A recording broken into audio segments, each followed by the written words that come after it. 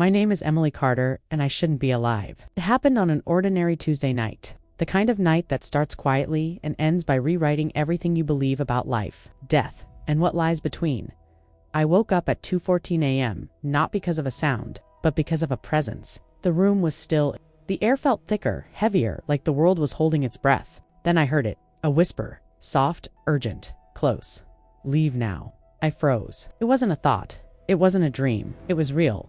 The voice of a woman, gentle, yet carrying an authority that pierced through my soul. For a moment, I just sat there, my heart pounding, trying to convince myself it was nothing. But the fear in my chest wasn't fear of the dark. It was fear of ignoring something sacred. So I got up. And 10 minutes later, everything I owned was gone, swallowed by flames. But what I saw before that fire started is the reason I'm here, telling you this story. Because some warnings don't come from the world we see. They come from beyond it. Subscribe to Echoes of Eternity. Leave a like, and tell me in the comments if you've ever felt something or someone trying to protect you when no one else could. I remember staring at the ceiling, the faint glow of the digital clock painting red numbers across my wall. 2:14 a.m., the silence felt unnatural, too deep, to perfect. Even the usual hum of the refrigerator downstairs seemed to have stopped. It was as if the entire world was holding its breath. Then, the air changed. It thickened, not like smoke or fog, but like presence, a heaviness that wrapped around me, pressing gently on my chest. My body tensed instinctively, the way you do when you realize you're not alone in the dark.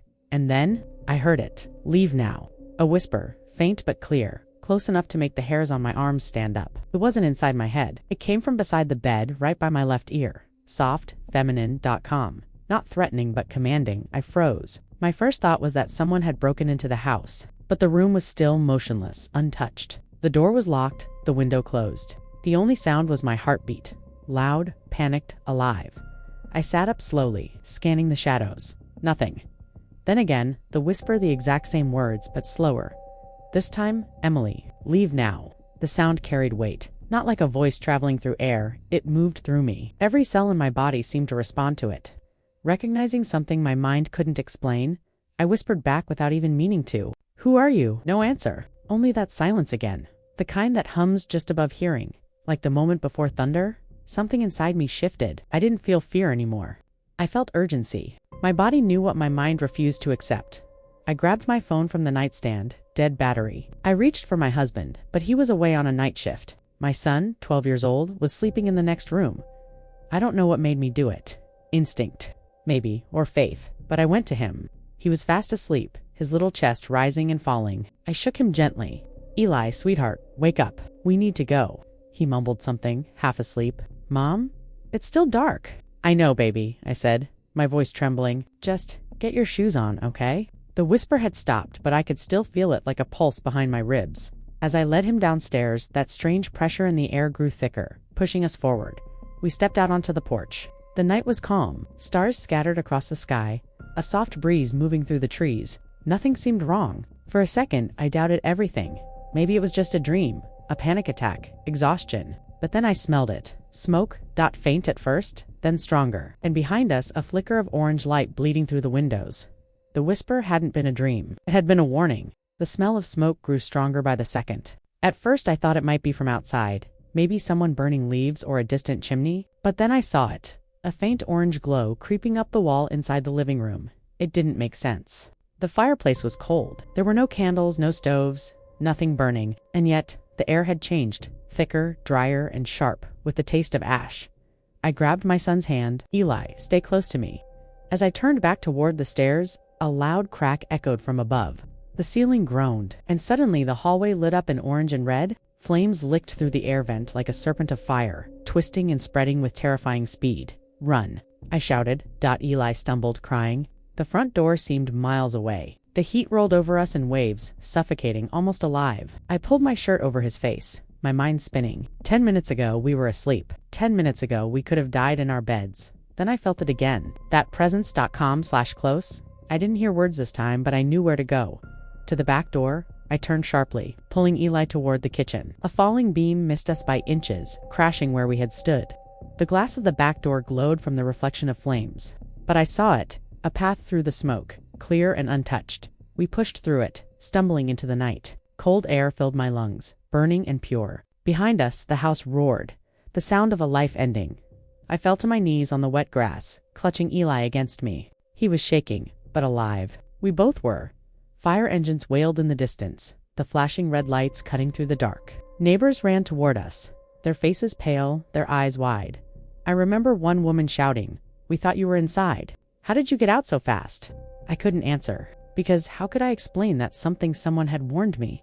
When the firemen finally reached us, one of them said it must have started in the attic wiring. He told me the heat had spread so fast that even a 2-minute delay would have trapped us upstairs 2 minutes. That's all that stood between life and death, between silence and the whisper that saved me later. As we sat in the back of the ambulance, I looked at Eli. His face was streaked with soot and tears. He looked up at me and said softly, "Mom, who was that lady?" I froze.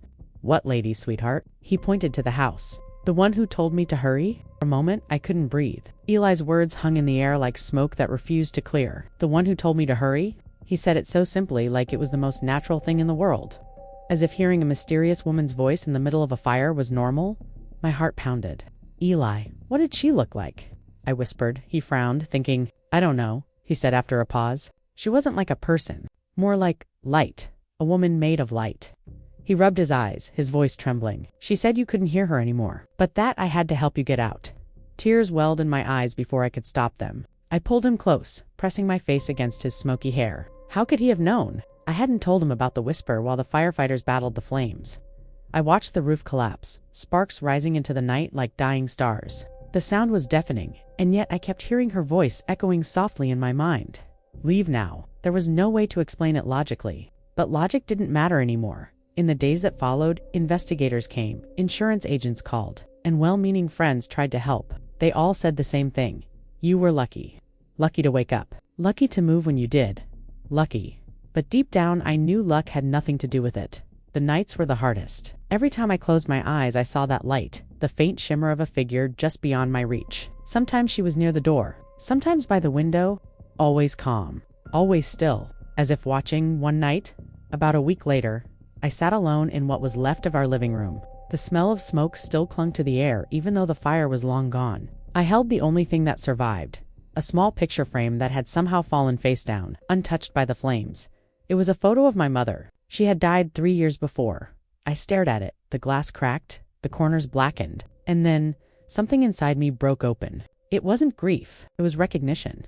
The softness in the whisper, the way she said my name, the peace I'd felt even in the fear I whispered into the silence. "Mom, was that you?" The lights flickered. A faint, warm breeze brushed my cheek like fingers through my hair, and for a moment, the air smelled like her perfume. Jasmine. I didn't need an answer. I already knew she hadn't come to haunt me. She had come to guide me that night. For the first time since the fire, I slept. And as I drifted off, I heard her voice again, softer this time, fading into the edges of my dream. "You listened, Emily, and that's why you're still here." For weeks after the fire, I kept replaying everything in my head. The whisper, the voice, the timing, the light. It wasn't random. It wasn't just survival. It was intentional, but I didn't understand what it meant until months later. When life finally slowed down enough for the silence to speak again, one night, Eli and I were sitting by the new fireplace in our rebuilt home. He had fallen asleep on the couch, his head resting against my arm, and I just watched the flames dance alive, beautiful, harmless this time. And I thought about the fire that almost took us, about the whisper that saved us for so long. I'd tried to explain it, to reason it out, to make it fit into what people call reality. But deep down, I knew. The voice wasn't meant to be explained. It was meant to be heard, because sometimes heaven doesn't send thunder. Sometimes it sends a whisper quiet enough that only a soul who's listening can hear it. And I started to think, maybe it wasn't just to save me that night. Maybe it was to remind me that we're all being called all the time, just not everyone listens.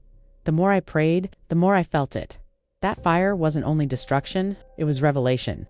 A wake-up call wrapped in mercy. I realized how blind I'd been before, too busy, too distracted, too confident that tomorrow was promised. But that night showed me how fragile it all is. One spark, one breath, one choice to listen or ignore.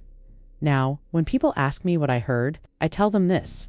It wasn't just a warning to leave the house. It was a message to leave behind the life that was burning me from the inside.